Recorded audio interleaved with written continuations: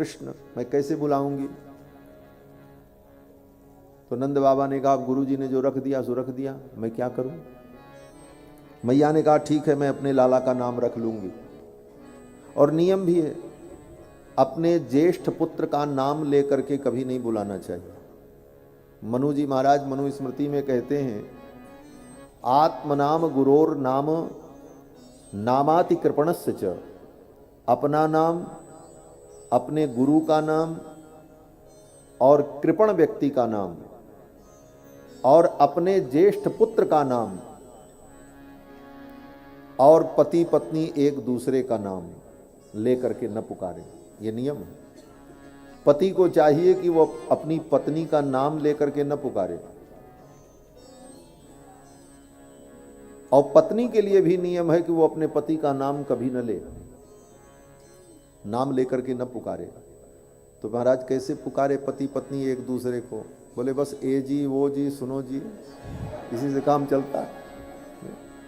तो यही विधि है, इसीलिए यही परंपरा रही। एक महात्मा कहते थे कि किसी गुरु जी ने कथा सुनाया, बोले पति का नाम नहीं लेना। अब वो एक माता थी बेचारी, सीधी सादी बैठी थी कथा सुनने,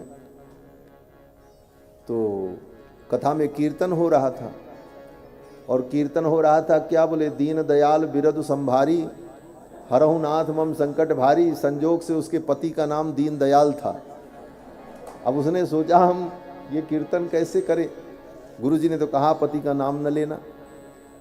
तो एक दो बार तो बेचारी नहीं बोली, तो महात्मा जी इशारा कर रहे थे, बोलो बोलो, गाओ गाओ। अब वो बेचारी क्या करे? तो उसने क्या किया? बोले बुद्धि लगाई। उसके बेटे का नाम था पप्पू। तो उसने कहा कि पप्पू के पापा बिरद संभारी, हरहु नाथ मम संकट भारी। तो ये तो मनोविनोद है। वस्तुतः पति का नाम नहीं लेना चाहिए। आत्मनाम गुरोर नाम नामाति कृपणस्य च, श्रेयस कामो न गृहणीयात ज्येष्ठा पुत्र कलत्रे। ज्येष्ठ पुत्र और पति पत्नी एक दूसरे का नाम न लें, ये नियम है। अपने ज्येष्ठ पुत्र का नाम भी नहीं लेना चाहिए। कन्हैया एक ही मात्र पुत्र हैं, तो चाहे उनको ज्येष्ठ समझो चाहे कनिष्ठ समझो। तो यशोदा जी ने सोचा चलो ऐसे भी नाम लेना ठीक नहीं है, तो मैया ने कहा मैं नाम रख लूंगी। बोले क्या नाम रखोगी? मैया ने कहा इसको तो मैं कनुआ कहूंगी, और इसको बोले इसको मैं बलुआ कहूंगी। तो बलराम जी को बलुआ कहती है और कन्हैया को कनुआ कहती। कनुआ कही कही बोलत मैया, परम मुदित मन लेत बलैया। तो मैया इसी नाम से भगवान को पुकारती। नामकरण संस्कार हुआ। इसके बाद धीरे धीरे भगवान बड़े होते हैं। अब घुटरुन घुटरुन चलने लगे भगवान। सुखदेव जी कहते हैं जानुभ्याम सह पाणिभ्याम रिंग माणो। घुटनों को जमीन में टिकाकर जानुभ्याम और सह पाणिभ्याम और हाथ का सहारा लेकर भगवान रिंग माणो चलने लगे, जिसको हमारे यहाँ पूरब में कहते हैं बकैया बकैया चलना। अब भगवान इस प्रकार चलने लगे और चल करके कहाँ जाते? बोले घोष प्रघोष रुचिरम ब्रज कर्दमेशु।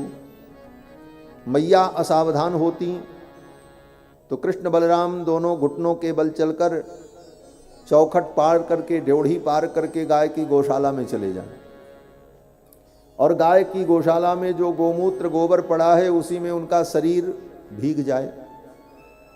पूरे कपड़े सब गाय के मूत्र गोबर में भीग जाते। घोष प्रघोष रुचिरम ब्रज कर्दमेशु, तन्मातरौ निज सुतौ घृणया स्रुवंत्यौ पंकांगराग रुचिरा उपगुह्य दोर्भ्याम। फिर दौड़ी दौड़ी यशोदा और रोहिणी दोनों माताएं जाती और दोनों बालकों को गोद में उठा लेती। पूरे शरीर में गोबर गोमूत्र सब लग जाता।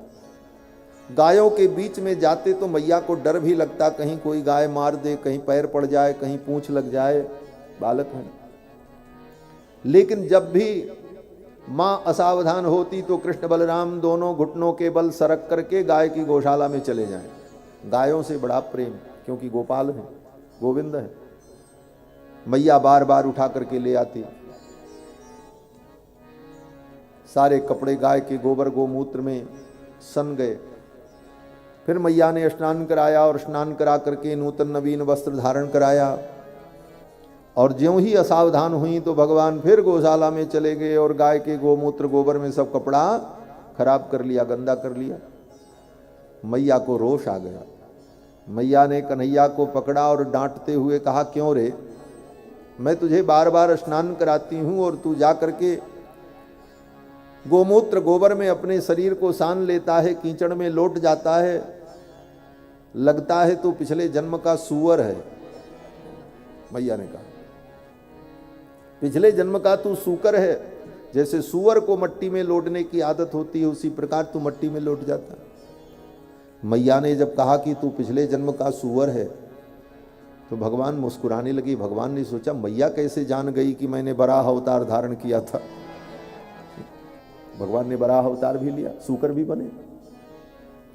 पंकाभिषिक्त सकलम वयवम विलोक्य दामोदरम बदति कोपवशाद यशोदा त्वम सूकरोसि गत जन्मनि पूतनारी। अये पूतना के शत्रु, तू पिछले जन्म का सूअर है लगता है। त्वम सूकरोसि गत जन्मनि पूतनारे इत्युक्त सस्मित मुखा वत नो मुरारी। भगवान मुस्कुराने लगते। ऐसी मधुर लीलाओं के द्वारा भगवान ने परम आनंद प्रदान किया। और बड़े हुए तो क्या करते, बोले जा करके बछड़ों की पूंछ को पकड़ लेते।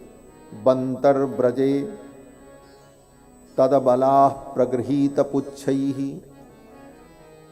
बछड़ों की पूंछ को जाकर के भगवान जब पकड़ लें तो बछड़े तो बड़े चंचल। एक बछड़े की पूंछ को भगवान ने पकड़ लिया, एक बछड़े की पूंछ को बलराम जी ने पकड़ लिया। और ज्यों ही दोनों भाइयों ने पूंछ पकड़ी, वो बछड़े बड़े चंचल भगे जोर से। जब भगे तो पूंछ छोड़ा नहीं महाराज। ठाकुर जी पकड़ते हैं तो छोड़ते कहाँ, और कस करके पकड़ लिया। अब आप कल्पना करो, बछड़े की पूंछ को, एक 1.5 वर्ष का बालक बछड़े की पूंछ को कस करके पकड़ ले और न छोड़े, और बछड़ा भागने लग जाए, क्या होगा? बोले जहां जहां बछड़ा जाएगा वो पीछे पीछे घिसटता हुआ जाएगा। भगवान भी इसी प्रकार बछड़े की पूंछ पकड़े हुए घिसट रहे हैं महाराज, ब्रज की रज में, ब्रज की धूल में।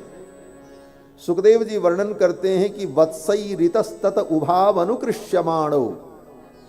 वो बछड़े भाग रहे हैं कभी इधर कभी उधर, और उन्हीं के पीछे पीछे भगवान भी घिसट रहे हैं। वत्सई ऋतस्तत उभाव अनुकृष्यमाणो प्रेक्षंत उज्जित गृहा जहसुर हसंत्या। अब पूंछ पकड़े हुए हैं, भाग रहे हैं। अब इस दृश्य को देखकर जितने बच्चे हैं वो खूब हंस रहे हैं। फिर तो मैया यशोदा और रोहिणी दौड़ करके आती और कन्हैया को, बलराम जी को उठा लेती गोद में, कहीं चोट तो नहीं लगी। इस प्रकार भगवान विविध लीला करते। और क्या करते? सुखदेव जी कहते हैं, काले नाल्पेन राजर्षे राम कृष्णश्च गोकुले। धीरे धीरे भगवान जब और बड़े हुए तो इनकी चंचलता और बढ़ गई।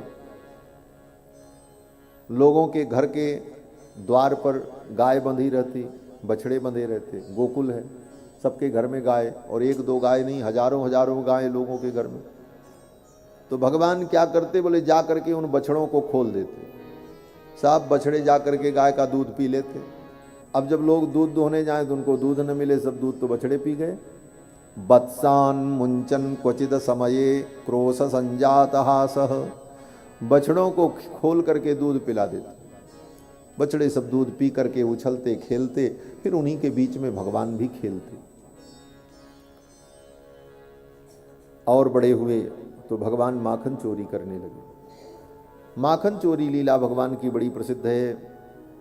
भगवान किसी भी गोपी के घर में अपने सखाओं को लेकर के चले जाते, माखन की मटकी उठा लेते, लेकर के आ जाते और बंदरों को मक्खन खिलाते, सखाओं को खिलाते अपने। और बड़े हुए तो भगवान माखन चोरी करने लगे। माखन चोरी लीला भगवान की बड़ी प्रसिद्ध है।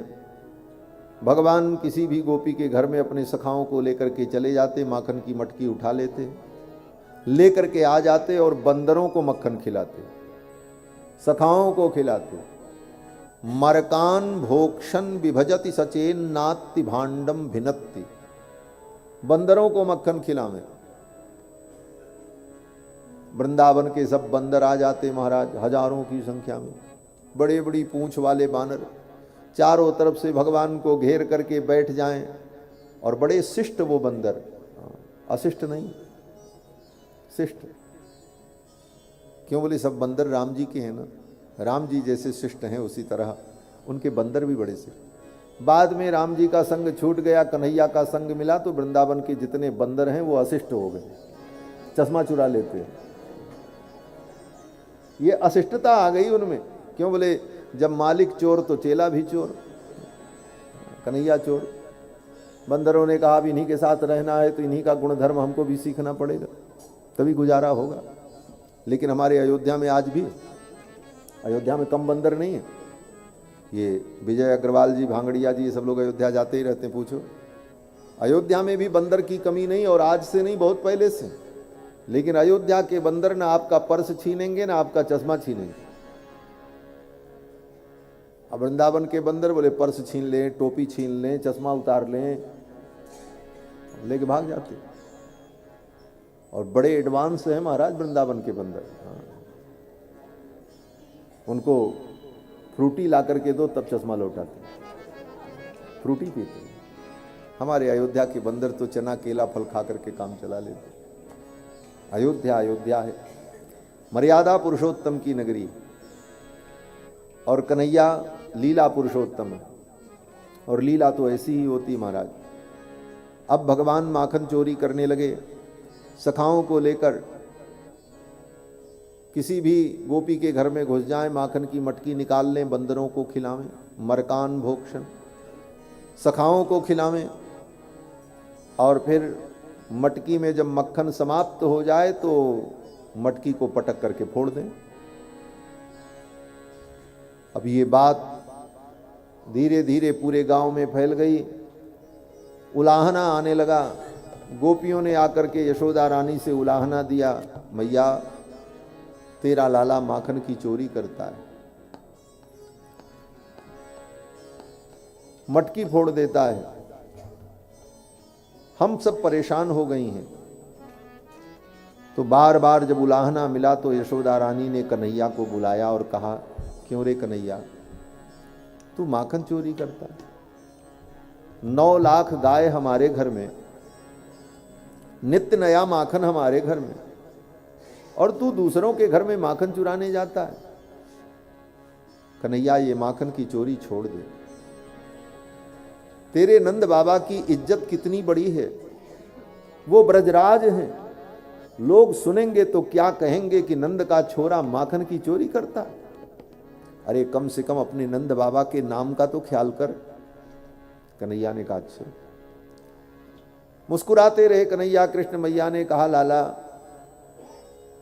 एक बात और, तेरी सगाई मैंने बरसाने में तय कर दी, और ये बात अगर पता चल गई, बरसाने तक बात पहुंच गई कि कन्हैया चोरी करता है, तो कन्हैया तेरी बनी बनाई सगाई टूट जाएगी। इसलिए कन्हैया तू माखन की चोरी छोड़ दी। रे माखन की चोरी छोड़, सावरे मैं समझाऊं तो। रे माखन की चोरी छोड़, सावरे मैं समझाऊं तो। रे माखन की चोरी छोड़, सावरे मैं समझाऊं तो। रे माखन की चोरी छोड़, सावरे मैं समझाऊं तो। मैं समझाऊं तो सावरे मैं समझाऊं तो। हाँ मैं समझाऊं तो सावरे मैं समझाऊं तो। रे माखन की चोरी छोड़, सावरे मैं समझाऊं तो। रे माखन की चोरी छोड़, सावरे मैं समझाऊं तो। लख धेनु नंद बाबा घर नित नयो माखन हो। 9 लख धेनु नंद बाबा घर नित नयो माखन हो। बड़ो नाम तेरे नंद बाबा को, बड़ो नाम तेरे नंद बाबा को, हंसी हमारी हो रे माखन की चोरी चोर सावरे मैं समझाऊं तो रे माखन की चोरी छोड़ सावरे मैं समझाऊं तो। बरसाने तेरी भई सगाई नित नई चर्चा हो। बरसाने तेरी भई सगाई नित नई चर्चा हो। बड़े घरन की राजकुमारी, बड़े घरन की राजकुमारी, नाम धरेगी तो रे माखन की चोरी छोड़ सावरे मैं समझाऊं तो रे माखन की चोरी छोड़ सावरे मैं समझाऊं तो। या चोरी में नाई छोड़ू मैया होनी हो तो। या चोरी में नाई छोड़ू मैया होनी हो सो हो। या चोरी में नाई छोड़ू मैया होनी हो तो। या चोरी में नाई छोड़ू मैया होनी हो सो हो।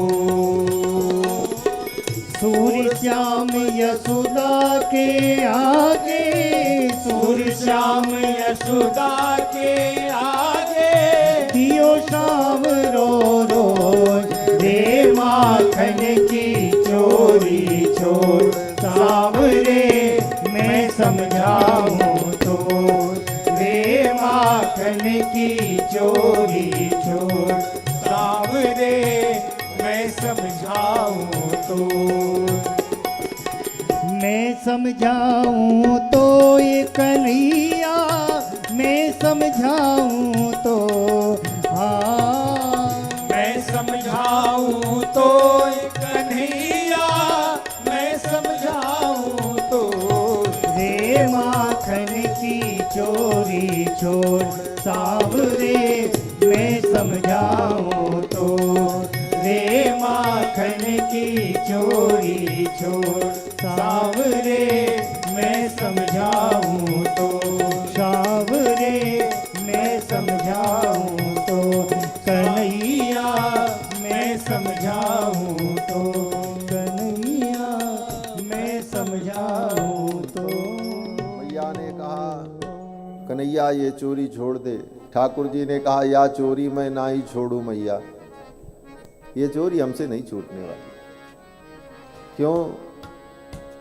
ठाकुर जी कहते हैं या चोरी मैं ना ही छोड़ू मैया, होनी हो सो हो। जो होना है सो हो जाए, लेकिन ये चोरी छूटने वाली नहीं है। सूर श्याम जसोदा के आगे दियो सांवरो रोए। यशोदा के सामने कन्हैया रोने लगे। मैया को दया आ गई।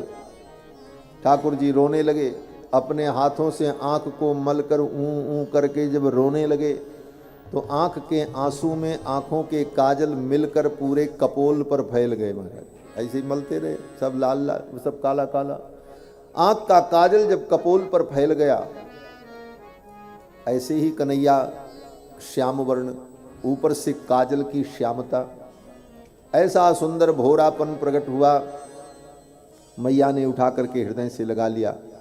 मैया ने कहा, अरे लाला मैं क्या करूं, ये गांव की गोपियां तेरी शिकायत करती हैं तो मुझे कुछ बोलना पड़ता है। लाला तू दुखी हो गया। अब तो मैया हृदय से लगा करके बार बार मुख चूमने लगी। भगवान ने सोचा अब मैया तो प्रसन्न हो गई है, तो मैया को आज मैं सही सही बात बता दूं। भगवान ने कहा मैया देख, सच्ची बात तो तुझे पता ही नहीं। मैया ने कहा क्या बात है? भगवान ने कहा मैया मैं किसी के घर में चोरी करने नहीं जाता हूँ। बोले तब?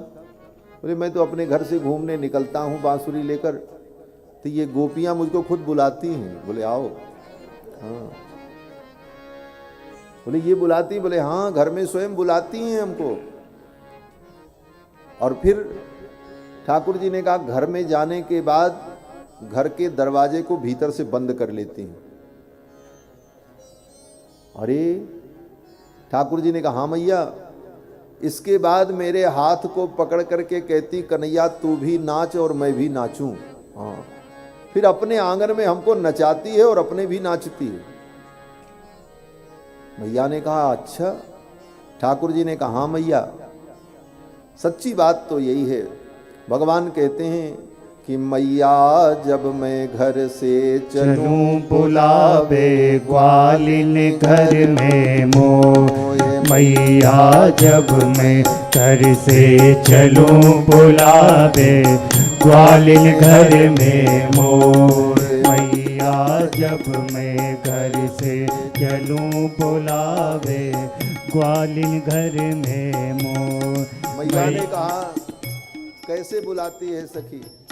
तो ठाकुर जी कहते हैं अचक हाथ को झालो देखे, अचक हाथ को झालो देखे, मीठी बोले देवर कह के, मीठी बोले देवर कह के, निधरक जय जय साकर देके, निधरक है जय साकर देके। झपट उतारी मेरी काछनी, मुरली लेत छिना। झपट उतारी मेरी काछनी, मुरली लेत छिना। मैं बालक यादी गरी, मेरो कछु न बसा।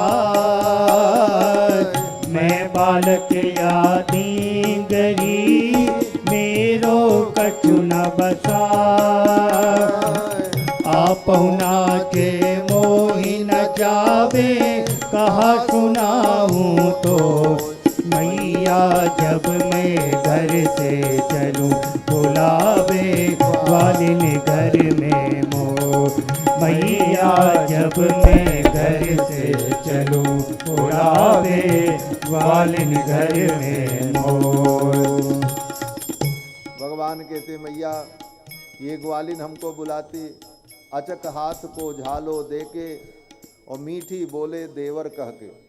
कहती तुम तो हमारे देवर हो, मैं तो तुम्हारी भाभी हूँ। मीठी बोले देवर कह के, निधरक है जाए सांकर देके, और झपट उतारे मेरी काछनी, मुरली लेत छिनाए। अरे मैया ये गोपियाँ बड़ी विचित्र हैं, लेकिन क्या करती? ठाकुर जी कहते हैं झपट उतारे मेरी काछनी उतार देती, मुरली लेत छिनाए, और हमारी मुरली भी छीन लेती। और आपहु नाचे मोहि नचावे। मैया ने कहा कि जब तेरी मुरली छीनती हैं, तेरी काछनी उतार देती, तो तू रोकता नहीं?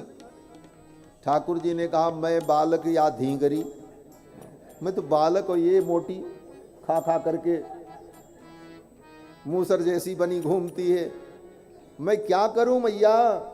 मैं बालक या धींगरी, मेरो कछु न बसाए, मेरी बस नहीं चलती।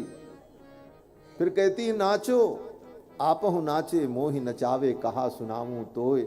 मैया जब मैं घर ते चलूं बुलावे ग्वालिन घर में मोय। मैया ने कहा अच्छा। भगवान ने कहा मैया एक दिन की बात बताऊं? बोले बताओ। भगवान ने कहा मैया एक दिना जे गोपी मैया मोते दुहाई आपन गैया। इसकी गाय दूध नहीं दे रही थी, इसने कहा कन्हैया जरा मेरी गाय दूध दो, मैंने गाय दुहा। एक दिना जे गोपी मैया मोते दुहाई आपन गैया, धर मटकी मो निकट में गोरस की तत्काल। मेरे सामने मटकी रखी और मथा और घी निकाला, माखन निकाला, और मुझसे कहा, कन्हैया मेरे माखन के पात्र में चींटियां पड़ गई हैं, तू इन चींटियों को बीन करके निकाल दे तो मैं तुझे खाने के लिए ताजा ताजा माखन दूंगी। मैंने कहा चलो भाई कर देते हैं। मैंने तो इसके माखन की चींटियां बीनी और हमको चींटी बीनने में लगा दिया और अपने जाकर के खसम के साथ सो गई। ठाकुर जी कहते हैं, मैंने तो या की चींटी बीनी या पति संग गई सोए, मैया जब मैं घर ते चलूं बुलावे ग्वालिन घर में मोए। मैया ने कहा अच्छा। ठाकुर जी ने कहा, मैया एक दिन की बात बताऊं? बोले बता दे, आज तू सब दिन की बता दे, कुछ भी बाकी मत रखना। ठाकुर जी ने कहा, मैया एक दिनापन घट पे मैया, एक दिनापन घट पे मैया, मैं बैठो कदम की छैया, मैं बैठो कदम की छैया, एक बैठो बल दाऊ मेरो भैया, एक बैठो बल दाऊ मेरो भैया, ये आई मोह निकट में लिपटोया को पाँव, ये आई मोह निकट में लिपटोया को पाँव, मेरे गोहन पड़ गई धक्का दीनो श्याम, मेरे गोहन पड़ गई धक्का दीनो श्याम, गुलचा दे दे गाल लाल पियो मैं ठाण्यो रहो, मैया जब मैं घर से चलूं बुलावे ग्वालिन घर में मोर, मैया जब मैं घर से चलूं बुलावे ग्वालिन घर में मोर, मैया जब मैं घर से चलूं बुलावे ग्वालिन घर में मोर। भगवान कहते, मैया एक दिन मैं पनघट पर बैठा था, बगल में बलदाऊ भैया भी बैठे थे, पूछ लो भैया से। ये आई पानी भरने के लिए और ये गोपी जब पानी भरने आई तब तक इसका पांव फिसल गया। पांव फिसला तो धम्म से गिर पड़ी, हमको हंसी आ गई। भगवान कहते हैं, जे आई मो निकट में तो रपटो या को पांव, और जब गिर गई रपट गई तो मुझे हंसी आ गई। फिर तो ये मेरे पीछे पड़ गई, मेरे गौहन पड़ गई धक्का दीनो श्याम, मेरे पीछे पड़ गई, कन्हैया तुमने धक्का दिया है तब मैं गिरी हूँ, जबकि मैया मैंने तो इसको छुआ भी नहीं था। ये तो स्वयं मोटी धमधूसरी अपना वजन संभाल न पाई और सरक गई और मेरे गले पड़ गई, बोले कन्हैया ने धक्का दिया। फिर मैं क्या करता मैया? गुलचा दे दे गाल लाल कियो, मेरे गाल को पकड़ करके इसने जोर से ऐंठ दिया। गुलचा दे दे गाल लाल कियो, मैं ठाड़ हो रहे हो रोए, मैया जब मैं घर ते चलूं बुलावे ग्वालिन घर में मोए। भगवान ने कहा, मैया ये गोपियां मुझे कितना परेशान करती, मैं क्या बताऊं, और तू जानती नहीं सबका कारण क्या है। आज चोर चोर कह करके मुझे क्यों बदनाम कर रही हूं? भगवान ने कहा, मैया ये तेरे मुंह पर मेरी बड़ाई भले कर दें, लेकिन बाहर जाती मेरी बुराई करती हैं।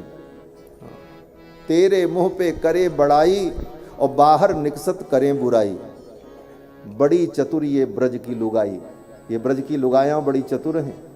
तेरे मुंह पे मेरी बड़ाई करती हैं और बाहर जा करके हमको चोर चोर कह करके बदनाम करती हैं। मैया ने कहा, तुझे चोर कह करके बदनाम करने से इनको क्या फायदा होगा? कोई भी व्यक्ति किसी फायदे के लिए कोई काम करता, तो तुझे चोर के रूप में बदनाम करने पर इन गोपियों को क्या फायदा होगा? भगवान ने कहा, मैया तू नहीं जानती है।